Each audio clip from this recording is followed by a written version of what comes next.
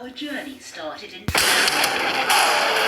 Makita, built to be the best. Available at the Home Depot. Sunday, count on chaos when playoff berths are still. Law number 18. Isolation is dangerous. The world is dangerous, and enemies are everywhere. Everyone has to protect themselves. A fortress seems the safest, but isolation exposes you to more dangers than it protects you from. It cuts you off from valuable information. It makes you conspicuous and an easy target. Better to circulate among people, find allies, and mingle. You are shielded from your enemies by the crowd. Here's 5 dangers that isolation brings. You lose contact with the sources of your power. You lose your ear for what is happening around you. You lose your sense of proportion. You cut yourself off from the kind of knowledge on which your life depends. You cannot hear what is happening around you, including the plots against you. It becomes harder to break out of your isolation when you choose to. It sinks you deep into its quicksand without your noticing. Compare and contrast the lives of Qin Shi Huangdi, the first emperor of China, and Louis XIV after outlawing the writings and teachings of the great philosopher Confucius. Anyone who quoted Confucius was to be beheaded.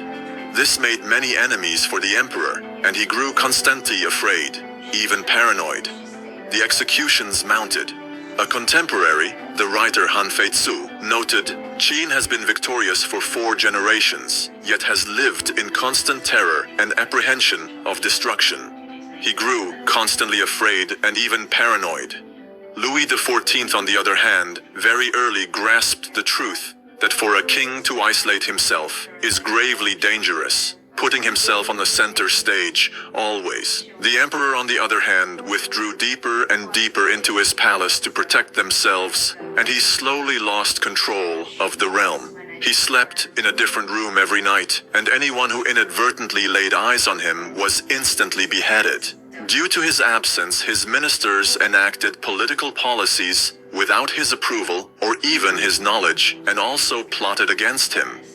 Louis XIV knew that if he was absent, conspiracies would spring up like mushrooms after rain. Animosities will crystallize into factions, and rebellion will break out before he has the time to react. Qin Shi Huangdi traveled incognito, disguising himself carefully. On one such trip through the provinces, he suddenly died.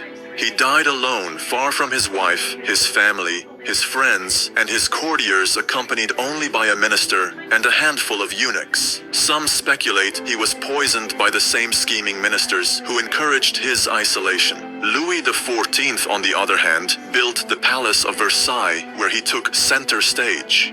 Some 50 years of relative peace and tranquility followed. Through it all, not a pin dropped without Louis XIV hearing it.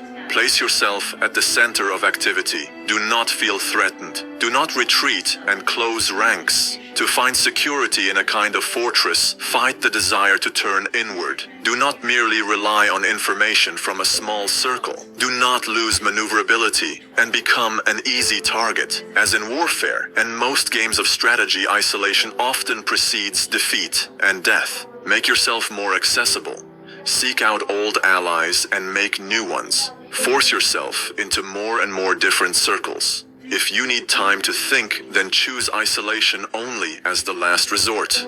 Keep your way back into society open. Mingling with the crowd, that kind of mobility and social contact will protect you from plotters who will be unable to keep secrets from you. Never sitting or settling in one place. No hunter can fix his aim on such a swift-moving creature.